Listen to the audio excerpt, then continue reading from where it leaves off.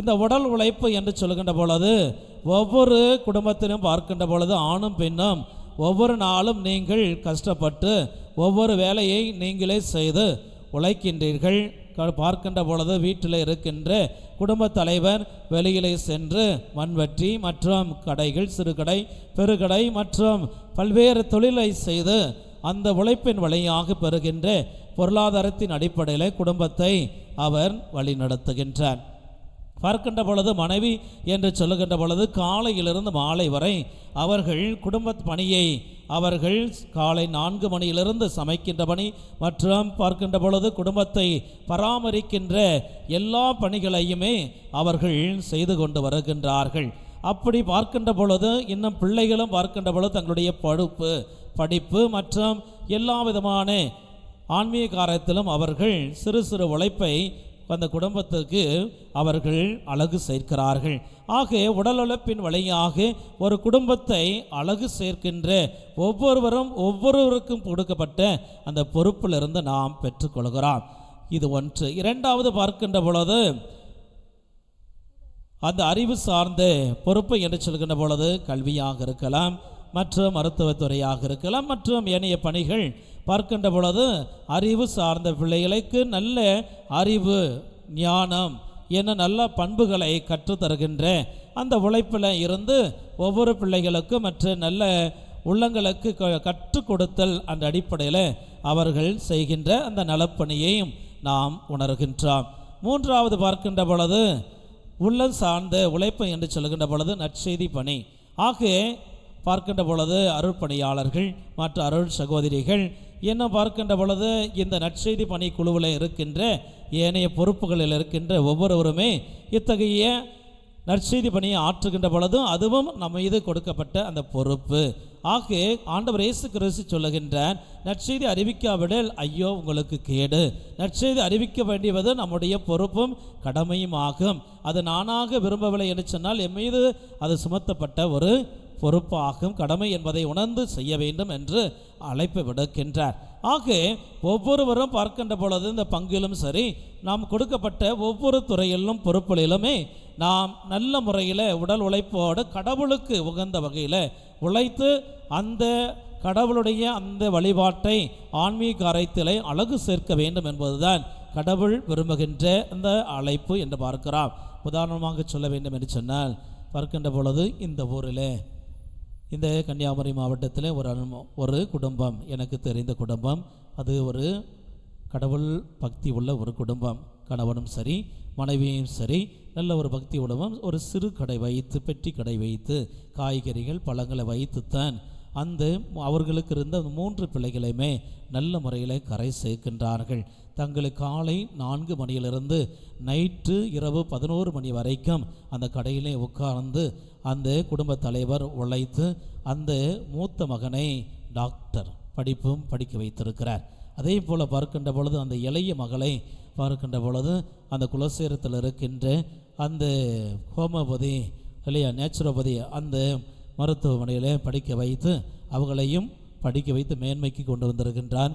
அந்த பெண்மணி பார்க்கின்ற பொழுது சென்னையில் ஒரு மருத்துவத்தில் அவர்கள் பணியாற்றி வருகின்றார்கள். இளைய மகன் இன்னும் மார்த்தாண்டத்தில் பார்க்கின்ற பொழுது அவர் நேசமணி காலேஜில் படித்து வருகின்ற இந்த அன்பான ஒரு குடும்பம், கடவுளுக்கு உகந்த குடும்பமாக அவர்கள் உழைப்பையும் கடவுள் கொடுக்க ஆசீர்வாதத்தையுமே உணர்ந்து அவரவர் பொறுப்பு அவரவர் கடமையை நல்ல முறையில் செய்து குடும்பத்தை அணி செய்திருக்கிறார்கள். உழைப்பின் வழியாக குடும்பத்தை நல்ல முறையில் வளர்த்தெடுத்திருக்கிறார்கள். அங்கு பார்க்கின்ற பொழுது தாயும் தந்தையும் அந்த பிள்ளைகளுக்கு ஒரு முன்மாதிரியான ஒரு வாழ்க்கை, பிள்ளைகளையும் வளர்த்து மேன்மைக்கு கொண்டு வந்திருக்கின்ற அவர்களை நல்ல நிலைக்கு கொண்டு வந்திருக்கின்ற அந்த உழைப்பைத்தான் நாம் இந்த நேரத்தில் போற்றுகின்றோம். ஆகு பார்க்கின்ற பொழுது ஒருவர் உழைப்பை நல்ல முறையிலே உணர்ந்து அதற்கேற்ப கடவுள் கொடுத்த மிகப்பெரிய ஒரு கொடை, அது மாண்புள்ளது, அது நேர்மையாக நடந்து நீதியாக உழைத்து எந்த ஒரு கையூட்டும் இல்லாமல் கடவுளுக்கு பயந்து நல்ல ஒரு காரியத்தை மேன்மைக்கு செய்கிறோம் என்று சொன்னால் அந்த உழைப்பை கடவுள் ஆசிர்வதிக்கின்றார். அதே போலத்தான் தொழிலாளருடைய பாதுகாவலராக இருக்கின்ற யோசேப்பும் திருக்குடும்பத்திலே பார்க்கின்ற பொழுது யோசேப்பு தச்சு தொழிலில் நீதியாக நேர்மையாக உழைத்து இயேசுவுக்கும் அன்னை மரியாவுக்கும் அங்கு உணவு தருகின்றார், பராமரிக்கின்றார், அங்கு வழிநடத்துவதை நாம் திருக்குடும்பத்தின் வாயிலாக உணர்ந்து கொள்கிறோம். அதே போலத்தான் நாமும் ஒவ்வொரு நாளும் உழைக்கின்றோம். கடவுள் கொடுத்த அந்த உழைப்பை நாம் உதாசனப்படுத்தாமல், சோம்பி தெரியாமல், ஒழுங்காக, பொறுப்பாக, நீதியாக, நேர்மையாக, உண்மையாக, கடவுளுக்கு உகந்த வகையில் நாமும் நம்முடைய அன்றாட தேவைகளுக்காக உழைத்து உண்ணுகின்ற பொழுது நாமும் மேன்மைக்கு ஆண்டவர் நம்மை அழைத்து செல்வார். எவருமே அடுத்தவங்களுக்கு கொடுப்பாங்க சாப்பாடுன்னு சொல்லி இலவசமாக உண்ணக்கூடாது என்று பவுல் நமக்கு சொல்லுகின்றார். அவங்களோட உணவை அன்றாட உழைத்து உண்ண வேண்டும் என்பது ஒன்று. யாரும் வீட்டிலே உட்கார்ந்து சோம்பேறியாக இருக்கக்கூடாது என்பதையும் அறிவுரையாக பவுல் நமக்கு கொடுக்கின்றார். ஆக கடவுள் நம் ஒவ்வொருவருக்கும் கரங்களை கொடுத்திருக்கிறார், அறிவை கொடுத்திருக்கிறார். இன்னும் பார்க்கின்ற பொழுது நல்ல உழைப்புக்கூடிய அந்த மனதையும் மன உறுதியும் நம்பிக்கையும் கொடுத்திருக்கின்ற ஆண்டவருக்கு நாம் எப்பொழுதுமே உகந்து உழைத்து அழகு சேர்க்கக்கூடியவர்களாக அவருடைய திருவுளத்திற்கேற்ப யோசேப்பு வாழ்ந்தது போல நாம் வாழ கடமைப்பட்டிருக்கிறோம். அதை உணர்வோம். கடவுளுடைய அன்பு திருமகனை போல நாமும் எந்நாளும் பிரதிபலிக்க நாமும் தொடர்ந்து இறைவேண்டல் செய்வோம். அன்பான சகோதர சகோதரிகளை, அனைவரும் எழுந்து நிற்போமா? கடவுள் நம்மோடு. பாடல் எண் 155. என்னோடு கடவுள் இருக்கின்றார், கடவுளோடு நாம் இருக்கின்றோம். எனவே அவரோடு நாம் வாழக்கூடிய வாழ்க்கைதான் அர்த்தமுள்ளது, பொருள் நிறைந்தது. உன்னோடு நான் வாழும் ஒரு நாளை போதும் என் வாழ்வின் பொருள் காணவே. பாடலை பாடி நற்கருணை ஆசிரை பெறுவோம்.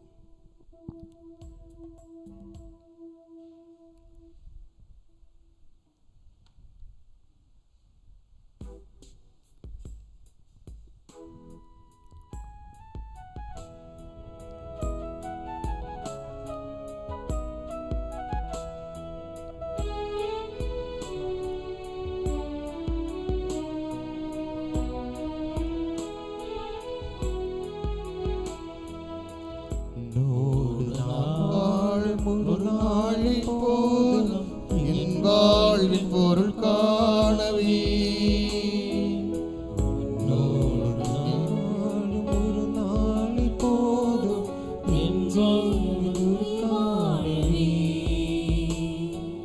உன்னோடு நான் வாழும் ஒரு நாளை போதும் என் வாழ்வின் ஒரு நாடவே.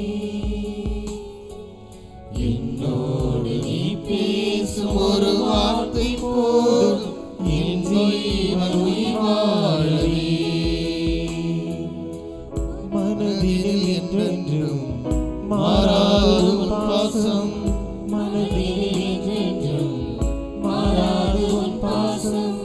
தெய்வமே உன்னால் நான் என்று வாழ்வில் உயிராக உணர்வாக என் தேவவாரும் என் வாழ்வில் ஒரு தீர்த்திடும்.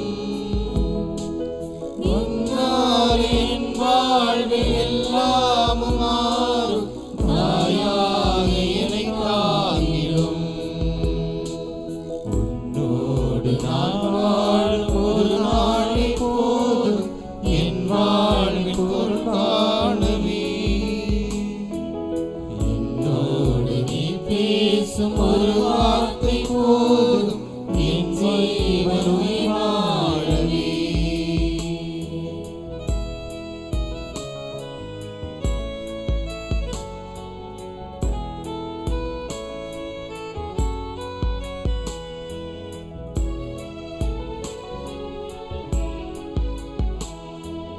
உன்னை விட்டு வெகு தூரம் சென்றேன், ஓடாரி வாழ்க்கை நான் வாழ்வேன்.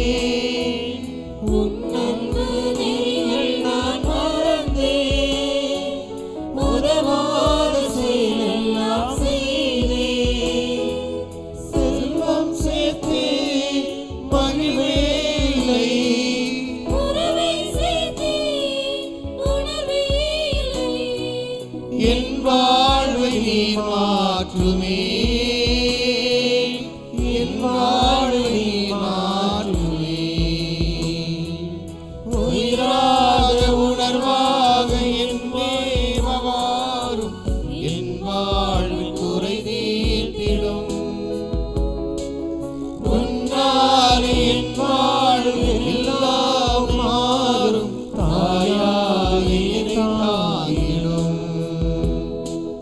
உன்னோடு நான் வாழும் ஒரு நாள் போதும் என் வாழ்வில் ஒரு காலமே. என்னோடு நீ பேசும் ஒரு வார்த்தை போதும் என் ஜீவனை வாழவே. இப்பொழுது அனைவரும் விழுந்தால் படியிட்டு மாண்புயர் பாடலுக்கு இணைந்து பாடி நாம் நற்கருணை ஆசீரை பெறுவோம்.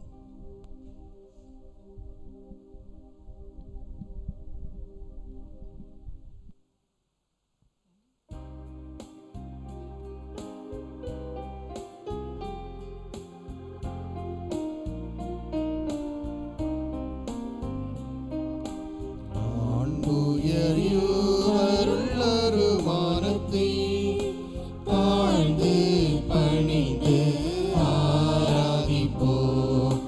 பழைய நியம முறைகள் அனைத்தும் இனி மறைந்து முடிவு பெறுக.